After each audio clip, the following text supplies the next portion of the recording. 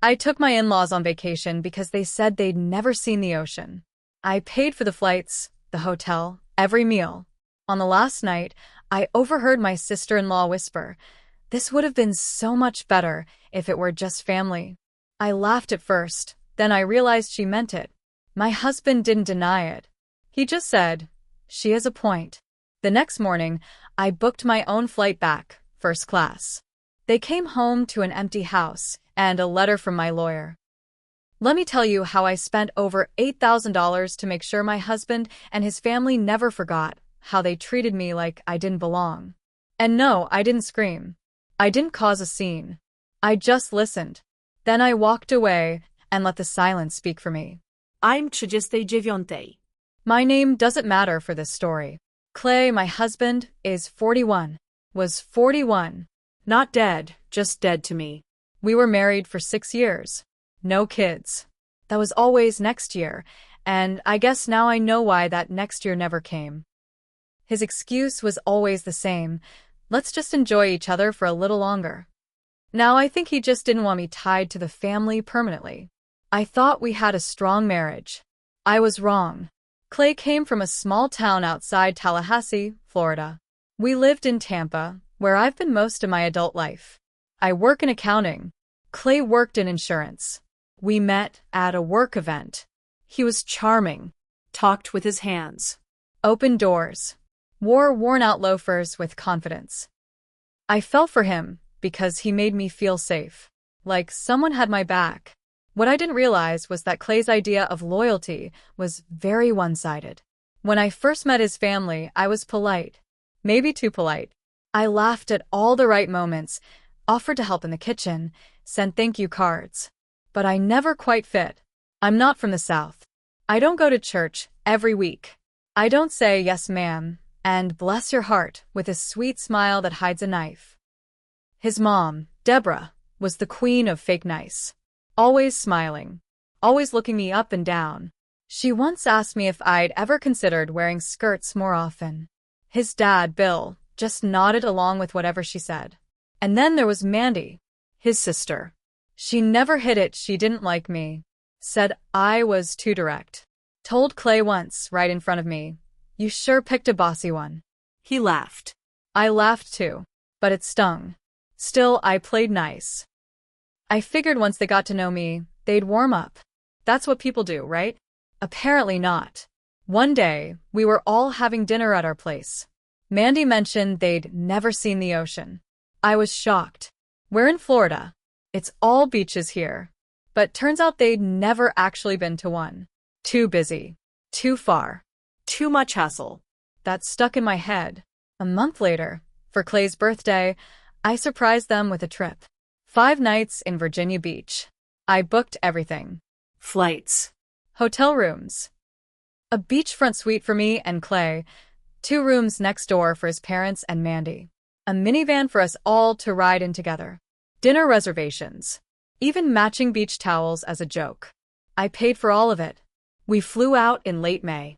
The weather was perfect. The first night, Deborah cried when she saw the ocean. Said it was God's painting. Mandy took photos of her feet in the sand and captioned them "Finally home" on Instagram. Bill smoked a cigar and looked out at the waves like he was in a movie. I felt good.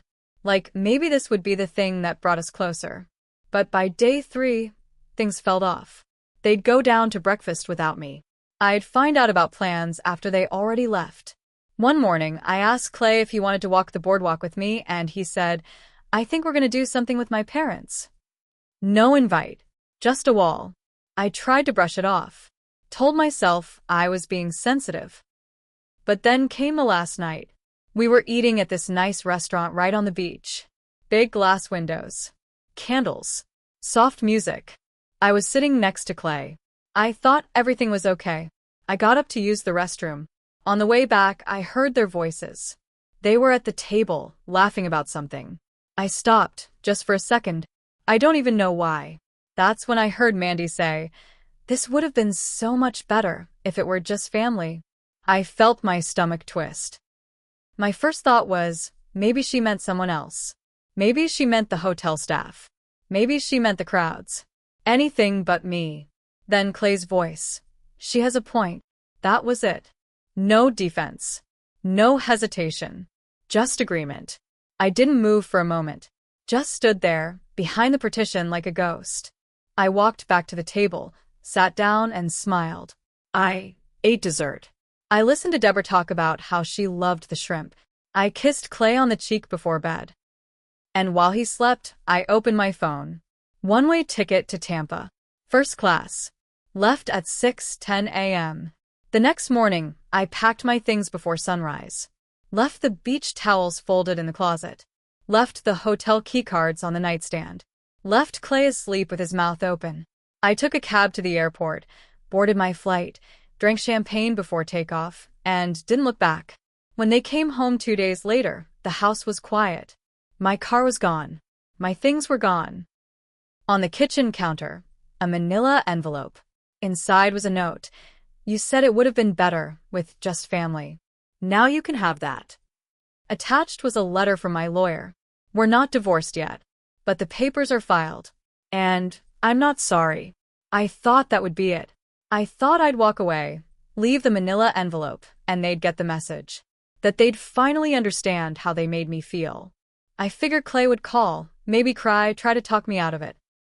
But I misjudged how deep the rot really went. The first message I got wasn't from Clay. It was from Mandy. Wow. Real mature. You ran away like a coward. Clay deserves better. No hello. No asking why. Just straight to insults. That told me everything I needed to know. Then came the text from his mom. We're praying for you. The devil uses silence to confuse. Don't let him win. I didn't answer either of them. Then Clay finally called. 3 times. I didn't pick up. The 4th time, I answered. He sounded tired, like he hadn't slept. Why'd you do that? He asked. No hello. No, are you okay?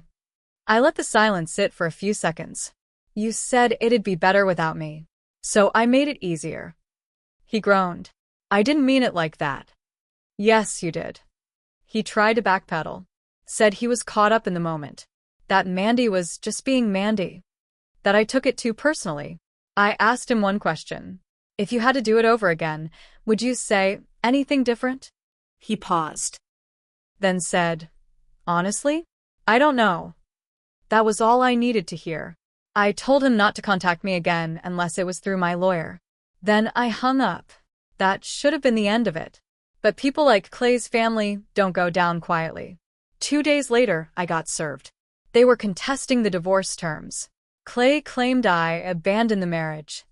He wanted half of everything, including the retirement savings I'd built up over 15 years. Never mind that I'd paid for the entire trip. That I covered most of our bills. That the only reason he had a clean credit score was because I'd fixed it after we got married. His family backed him up. They gave statements to his lawyer. Said I was emotionally unstable. That I'd been distant. That I isolated Clay. The most disgusting part? They claimed I used the vacation to manipulate them. That it was some kind of emotional trap. That I planned it all so I could later claim they were cruel to me. I sat in my lawyer's office, shaking, while she read their statements. Don't worry, she said. We'll fight it. And we did. But I realized then, this wasn't just about a bad vacation or a broken marriage. This was war. And they were playing dirty. I had to decide. Either walk away with less, or show them what happens when you push someone too far. So I started digging. Not into Clay's finances, though there were plenty of red flags there, but into his family's secrets. And I found something. Something small at first. A public complaint filed against Deborah's church for mismanaging donations. It was buried in an online forum. No names. But I kept pulling threads. And what I uncovered made my stomach turn. Part 3. You want war? Fine.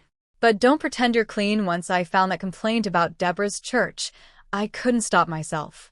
I stayed up until 3 a.m. most nights, clicking through old forums, Facebook groups, even IRS nonprofit records. Turns out, Deborah had been treasurer at her church for over 8 years. And 3 years ago, a woman named Carla, mid-60s, longtime church member, posted in a now-defunct group for Florida churchgoers. The post was screenshotted and shared by someone else. It read, "We trusted her. Now thousands of dollars are gone. I just want someone to care."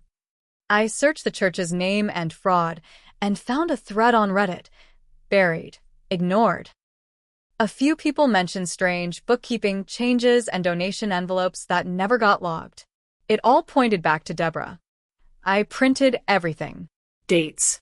Comments. Links. I handed it to my lawyer and asked, "Can this be useful?" She said, "Not in court, but it's something." So I saved it. I wasn't ready to use it yet. Clay and I had a court date set for 2 weeks out. I stayed in a short-term rental outside Tampa. It was small but clean. I spent most days talking to my lawyer, collecting bank statements, emails, texts, everything showing I paid for the trip. That I paid for most of the marriage. Then I got a call from my old coworker, Jamie. "You okay?" she asked. I said, "Getting there." You should know something, she said. Mandy called the office. What? She asked if we had any complaints against you. Said she was doing a character check because you were going through something. My jaw clenched. Mandy had never even stepped foot in my office. She knew nothing about my job. She just wanted dirt. There wasn't any. But the fact she tried, that's when something inside me shifted. They weren't just trying to paint me as a villain. They wanted to erase me. Make me look like some unstable outsider who wandered into their lives and burned the place down. So, I started writing my own version. I wrote it all down. The way they treated me. The dinner I overheard. The things they said when they didn't think I was listening. And then I sent it to a woman named Beth. Beth was Mandy's ex-best friend. They'd fallen out 2 years ago, something about a loan that was never paid back. I'd met Beth once at a cookout. She was smart. Tough. And I had a hunch. So I messaged her. "Hey, it's Soapy. I know this is random, but I need to ask, has Mandy ever done anything shady you'd be willing to talk about?" She replied 10 minutes later. "Oh girl, you have no idea." Turns out, Mandy had a little scam running. Not illegal, but slimy. She'd been taking donations for her so-called wellness coaching business, basically a rebranded pyramid scheme. She used her church connections, her brother's social circle, even Deborah's friends to build a fake client list. Promised energy healing and life resets. Charged $300 for a 2-hour session that mostly involved crystals and bullsh *T. Beth sent me screenshots. Promo emails. Even a flyer Mandy handed out at a PDA meeting 2 counties over. I didn't know yet how I'd use it, but I would. And then, just as I was organizing everything for court, something else dropped. A package. Unmarked. No return address. Inside, a photo album. It was the one I'd made after the trip. I'd printed our beach photos through Shutterfly, nice leather-bound cover, thick pages. I had ordered one for myself and one for Clay's parents. Except this one had a note inside, written in black marker on the back of the last page. "You didn't belong. But thanks for the vacation." I stared at it for a long time. Then I laughed. Not a happy laugh. The kind you let out when someone pokes the last raw spot inside you. They wanted war? Fine. I was done playing nice. Final part. You wanted just family? Now that's all you've got. The court date came on a gray Thursday in early July. I wore a black suit. Clay showed up in khakis and a polo like he was headed to brunch. Mandy was there too, sitting behind him with a smug little smirk. His parents didn't come. Probably too ashamed. Or too scared. Clay tried to play the victim. His lawyer said I abandoned the marriage and emotionally manipulated the family with an expensive trip. That I'd always been distant. That I had a cold streak. My lawyer didn't even flinch. She laid out my case clean and sharp. Receipts from the trip. Emails. Texts. Bank statements. She showed how I'd paid 85% of our shared expenses for the past 3 years. She quoted the exact words Clay said at dinner. What I overheard. Then she brought out the backup. Character witnesses. Beth, Mandy's ex-friend, gave a statement. Talked about Mandy's scam business. Showed the court a flyer with Mandy's signature and phone number. Called her a con with a Jesus sticker. We showed printouts of Deborah's alleged donation mismanagement. The judge didn't care about the church drama, but the stink of it didn't help them. Then came the biggest moment. I asked to speak. Clay looked surprised. Maybe he thought I'd stay quiet and let the lawyers finish. But I stood, held that photo album in both hands, and looked him in the eye. You let them treat me like an outsider for 6 years. I cooked for you, Cleaned for you. paid your bills. I planned that trip to give your family something good. I wanted to belong. And you let them laugh behind my back. I opened the album to the note on the last page and showed it to the judge. This is what I got in return. Clay didn't even look at it. Just stared at the table like a boy caught lying. The judge ruled in my favor. Clay got nothing for my retirement. No spousal support. He kept his car and his debts. I kept the house, my money, and my name. It should have ended there, but it didn't. 2 months later, I heard from Jamie again, my old coworker. Did you hear what happened to Mandy? She asked. No. What? She's being investigated. Someone forwarded her coaching emails to the state board. She's not licensed. They're calling it fraud. I didn't send the emails. Beth did. A few weeks after that, I saw Deborah's name pop up on the local news. Misuse of church funds under investigation.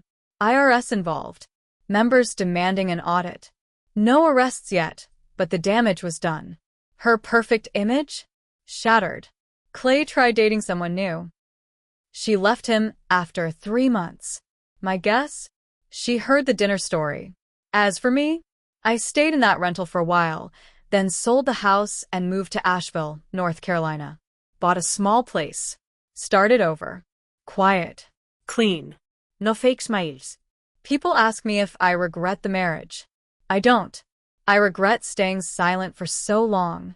I regret trying to belong to people who never wanted me in the first place. But I don't regret the ending. They wanted just family. Now that's all they've got. And they can keep it.